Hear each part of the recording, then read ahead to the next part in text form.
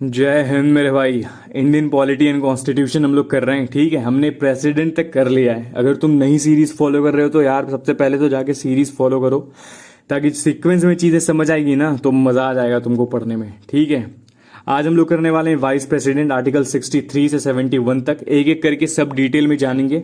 सबसे पहले इनसे मिलो, ये हैं हमारे नए वाइस प्रेसिडेंट साहब। ठीक है, कमेंट में बताना इनका नाम क्या है। ठीक है, चलो अब एक एक करके शुरू करते हैं। क्या कहता है भैया? सबसे पहला बात तो यही कहता है कि वाइस प्रेसिडेंट भी क्या है, यूनियन गवर्नमेंट का पार्ट है।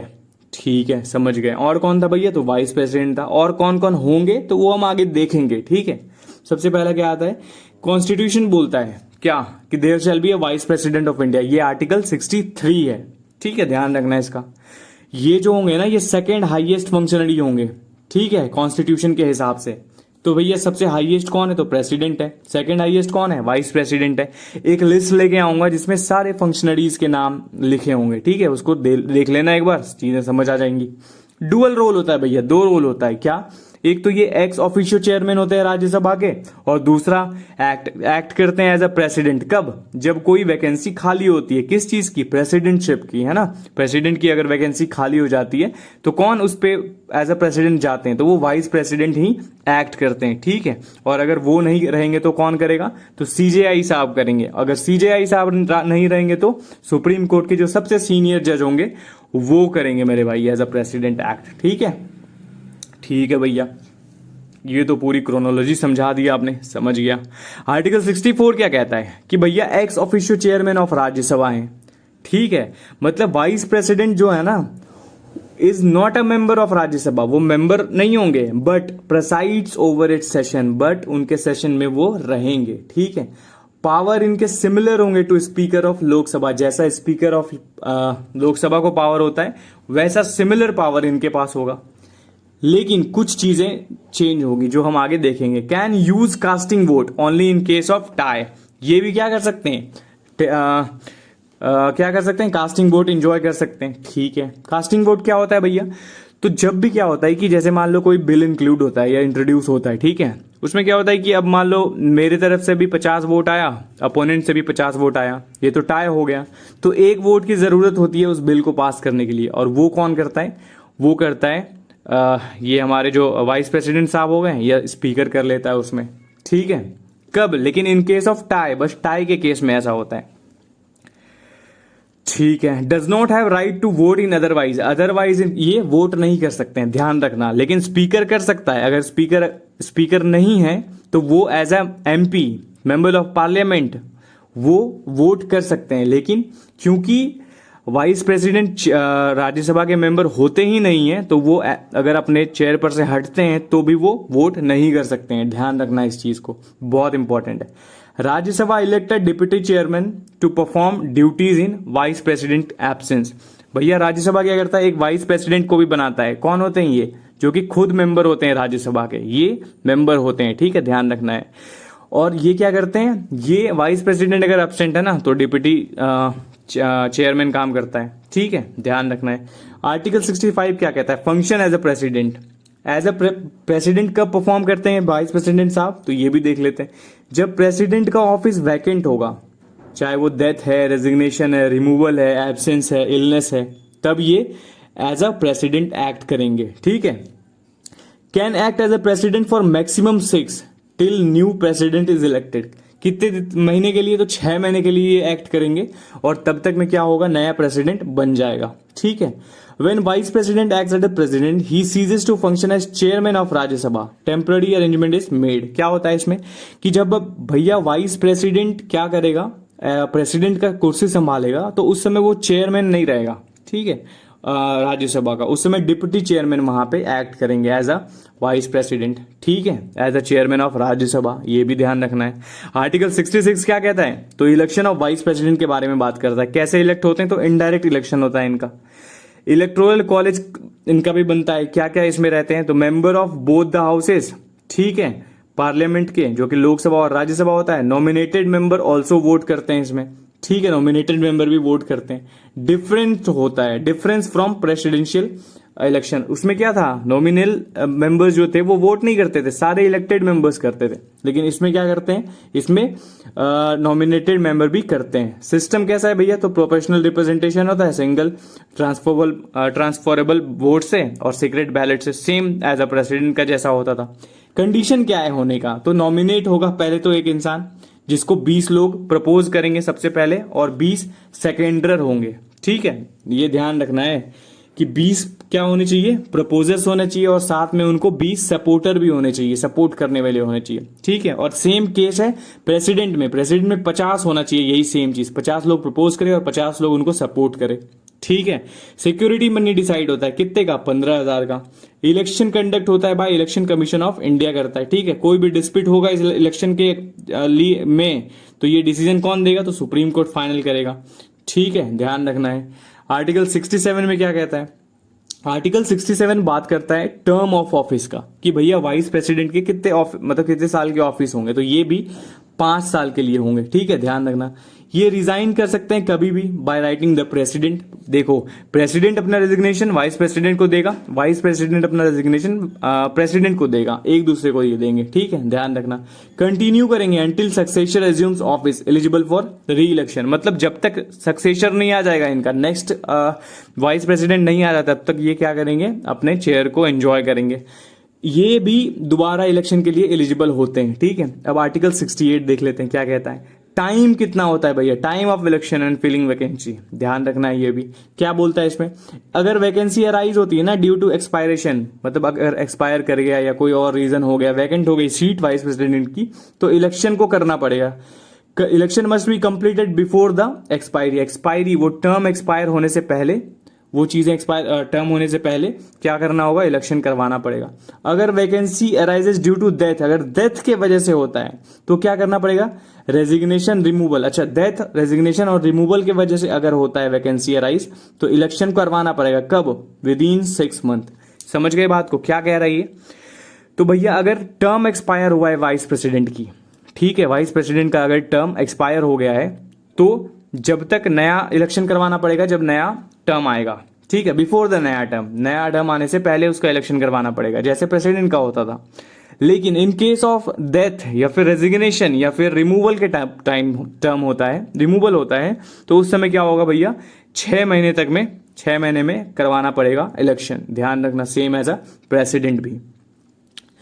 ओथ के बारे में करते हैं, ओथ कौन दिलाता है, तो ये प्रेसिडेंट ऑफ इंडिया इनको दिलाते हैं। ठीक है, या फिर कोई अगर उनको अपॉइंट कर, या फिर प्रेसिडेंट ऑफ इंडिया किन्हीं को अपॉइंट कर दिया तो वो दिलाते हैं। अदर्स ओथ क्या इंक्लूड करता है, तो bear faith and allegiance to constitution to faithfully discharge duties of office. Same वही कि भैया चीजें करेंगे ओथ में, तो ये है। ठीक है, वैसे ओथ बहुत ज्यादा इंपॉर्टेंट नहीं है, बस इतना इंपॉर्टेंट है कि दिलाता कौन है। ठीक है, आर्टिकल 70 क्या कहता है, discharge of function in other contingency. क्या है भैया, parliament can provide by law for discharge of function of president in situation not covered under article 65। Example, both president and vice president office are vacant, तो CJI act करेंगे president पे। बस वही था जो मैंने पहले तुम्हें सीक्वेंस बताया था कि भैया अगर प्रेसिडेंट नहीं है तो वाइस प्रेसिडेंट एक्ट कर रहा है, अगर वाइस प्रेसिडेंट भी नहीं है तो कौन एक्ट करेगा, तो सीजेआई साहब करेंगे। अगर सीजेआई साहब भी नहीं है तो सुप्रीम कोर्ट के जो सीनियर जज होंगे वो एक्ट करेंगे। ध्यान रखना है इसको। अब क्या है, आर्टिकल 71 है, मैटर्स रिलेटेड टू इलेक्शन। ठीक है, इलेक्शन के बारे में क्या है, तो सुप्रीम कोर्ट के पास फाइनल अथॉरिटी है डिसाइड करने का डिस्प्यूट, अगर कोई भी इलेक्शन के रिगार्डिंग चीजें होती है तो किनके पास, सुप्रीम कोर्ट के पास। इलेक्शन ऑफ वाइस प्रेसिडेंट जो होता है वो challenge can not be challenge in ordinary court, किसी और कोर्ट में चैलेंज नहीं हो सकता है। Even if election is under challenge, अगर इलेक्शन चैलेंज है, act as a vice president are valid, तो वो कोई भी लॉ लाएंगे, अगर कोई भी चीज करेंगे वो, तो वो सब वैलिड है। ठीक है, और उसके बाद भी वैलिड रहेगा, अगर वो वहां से हट जाते हैं तो भी उसके बाद उसको चेंज किया जाएगा, ये हो जाएगा। ठीक है, चलो क्वालिफिकेशन क्या है, तो सिटीजन ऑफ इंडिया होना चाहिए, 35 साल के होने चाहिए, और ये must not hold any office of profit under union, state और लोकल गवर्नमेंट, और कोई ऑफिस ऑफ प्रॉफिट नहीं होनी चाहिए। रिमूवल भी देख लेते हैं, क्या बोलता है भैया रिमूवल में, नो इम्पीचमेंट। प्रेसिडेंट की तरह इनका इम्पीचमेंट नहीं होता है। ठीक है, रिमूवल कैसे होता है, तो ये राज्यसभा में इनिशिएट होता है, पास्ड बाय इफेक्टिव मेजोरिटी, और उसमें क्या था 2/3 मेजोरिटी था प्रेसिडेंट में, ठीक है। यहाँ पे क्या है इफेक्टिव मेजोरिटी से, और एग्री किया जाता है कैसे, लोकसभा में एग्री कर लिया जाता है सिंपल मेजोरिटी से, ठीक है। ध्यान रखना है। ग्राउंड नॉट स्पेसिफाइड, जरूरी नहीं कि ग्राउंड बताया ही जाए, प्योरली पॉलिटिकल डिसीजन, ये क्या होता है एक पॉलिटिकल डिसीजन होता है, ठीक है। ग्राउंड नहीं बता सकते कि आपको इस चीज के लिए रिमूव कर रहे हैं, ठीक है। एमोल्यूमेंट्स देख लेते हैं। As vice president get salary and perks of chairman, मैंने स्टार्टिंग में ही बताया था कि भैया इनको प्रेसिडेंट वाइस प्रेसिडेंट होने का सैलरी नहीं मिल रहा है, क्योंकि ये चेयरमैन है राज्यसभा के, तो इनको उस चीज का सैलरी मिलता है, ठीक है।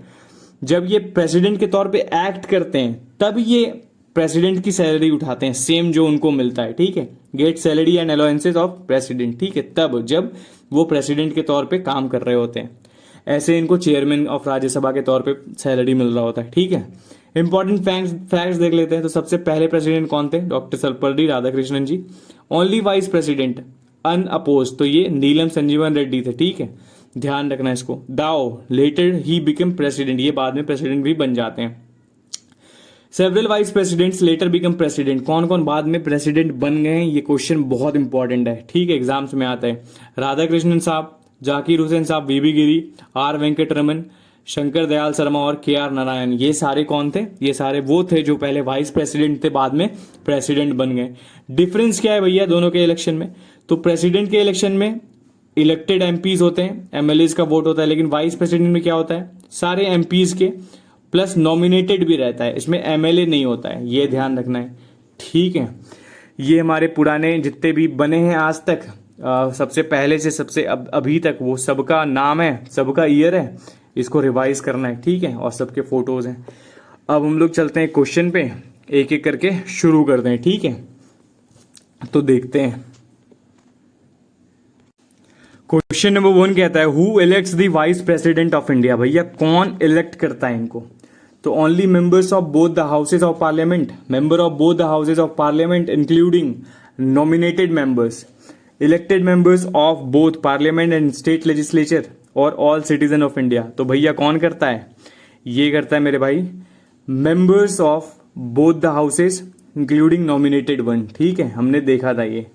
क्वेश्चन नंबर 2 कहता है which system is used for the election of vice president, कौन सा सिस्टम, तो first past the first post system, mixed member proportional system, proportional representation by single transferable vote. जी भैया ऑप्शन सी इज करेक्ट, ठीक है।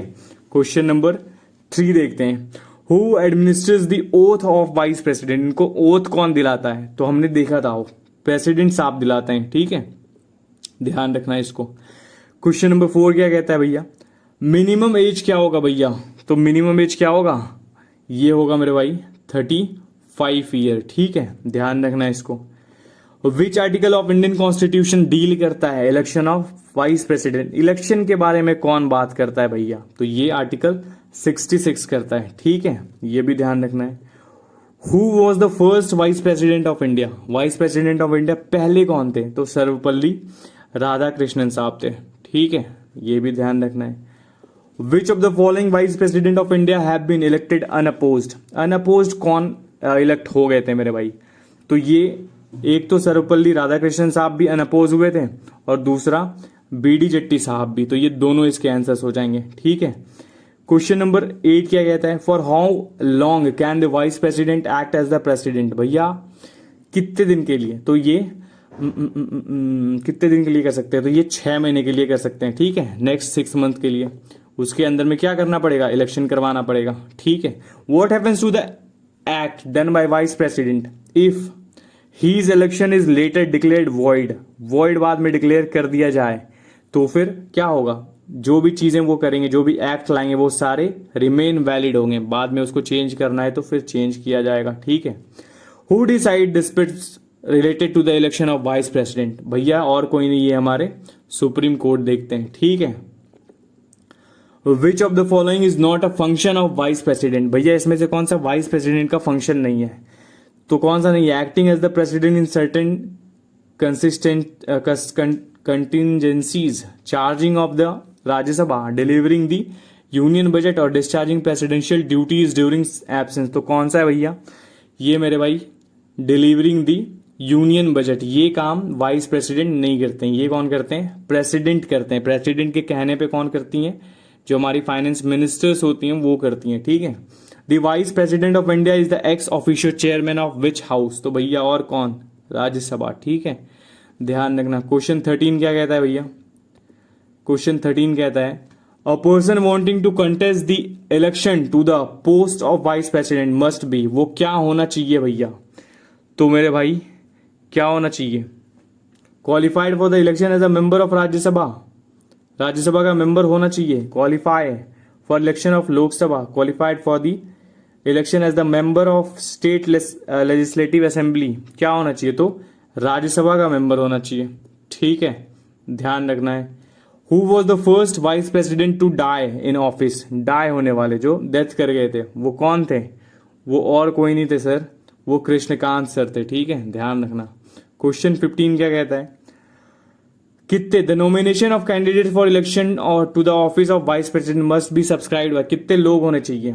तो 20 proposers होने चाहिए और 20 सेकेंडर्स होने चाहिए, हमने देखा था, ठीक है। ये तुम्हारे आंसर कीज हैं, इसको देख लेना और कमेंट सेक्शन में बताना यार कैसा लगा क्लास, ठीक है। बैक टू बैक वीडियोस आ रहे हैं हर दिन कंटिन्यू, ठीक है, तो थोड़ा सपोर्ट कर दिया करो यार चैनल को, ठीक है। बाकी अगर कंटिन्यू पूरा देखते हो तो तुम्हें पता होता है यार क्या करना है, तो कर दिया करो। बाकी थैंक यू यार, अगर यहाँ तक बने हो देख रहे हो तो थैंक यू सो मच। ऐसे ही करते रहो, पढ़ते रहो मज़े से, ठीक है। हम लोग धीरे धीरे बहुत अच्छा कर लेंगे, ठीक है। थैंक यू भाई, अगर यहाँ तक देख रहे हो, थैंक यू एंड जय हिंद मेरे भाई, ख्याल रखो अपना, ठीक है।